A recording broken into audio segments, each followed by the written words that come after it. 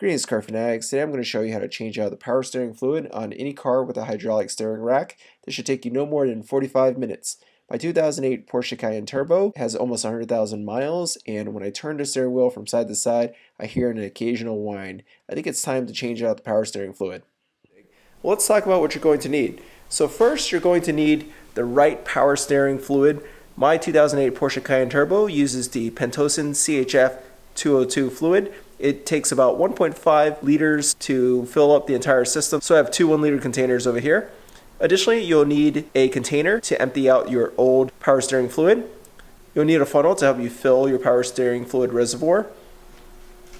If you have hose clamps, you're going to need a set of pliers. For my car, I'm going to be using this long needle nose plier set that actually has the bent 90-degree tips, and that should help me take off the hose clamps.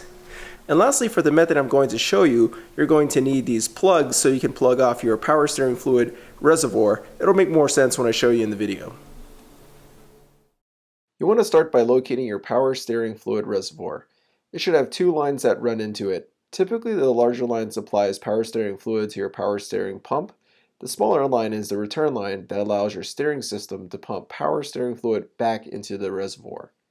You want to remove the smaller return line because this is how we're going to drain the power steering fluid. For my car, it helps to remove the reservoir to give me a little bit more room. To remove the return line, I first need to remove this hose clamp, which I'll remove using a long needle nose plier with a 90-degree tip. With the clamp off, carefully remove the return hose. I'm using a plastic pry tool to work it off. This is getting pretty hard now, so a bit of WD-40 is going to help me loosen this up. Perfect. It's definitely helping me take off the tube. It's still a bit hard, but it's working. Before we remove the return line, it's really helpful to have an extra set of hands, so go find a friend. Get your plug ready and make sure you orient your reservoir so the return line is above the fluid level. This is going to keep a bunch of fluid from spilling out.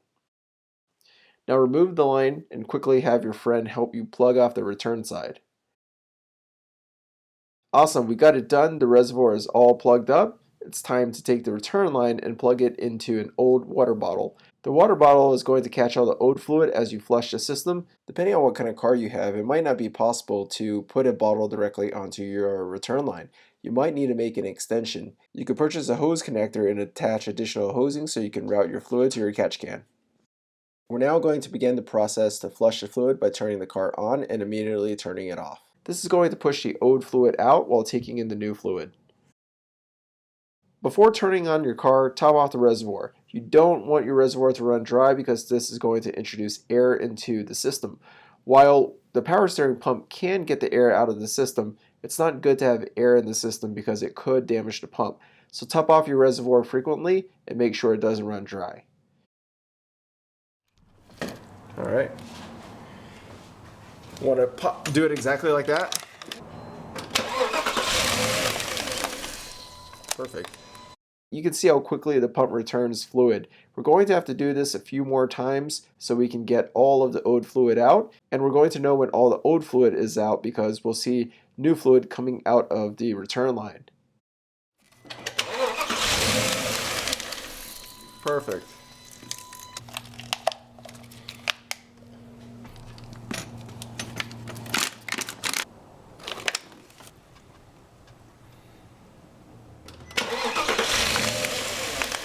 Alright, so after about 4 cycles, I've used up about 1.5 liters of the fluid, and the system is completely flushed.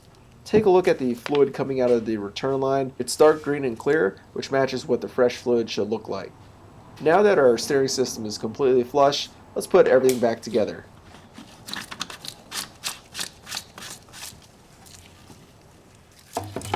Then you're going to have to put this on a leak. Okay, perfect.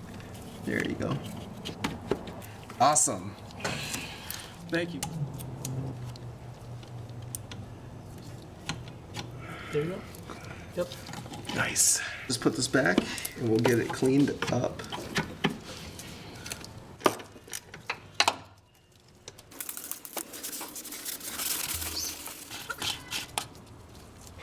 Top off your reservoir. You can stick the dipstick in and then it's going to mark and show you where we're at. So as you can see here, we're somewhere in between the minimum and the maximum. Time to add a little bit more fluid. And finally, we're going to just check the system for leaks and air bubbles. Start your car and turn your steering wheel all the way in one direction and then back to the other. You want to repeat this several times while you have a friend watching the reservoir. When there are no air bubbles coming out, your system is air free and you're all done.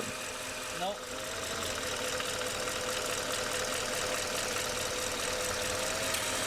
No.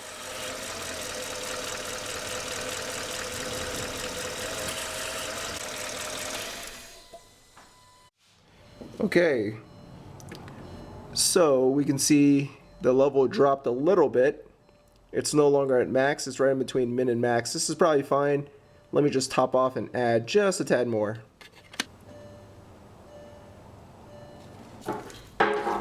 Alright, car fanatics, so we're all done. As you can see, that was a really easy process. Let's just go ahead and take a look at how we were able to clear out the fluid and what the new condition looks like.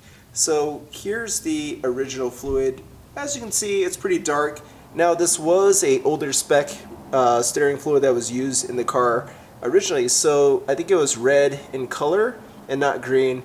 But as you can see, it just looks a little dark and not super clean. The next batch, you can see there's more of a green color to it. That's because the new fluid was mixing with the old fluid.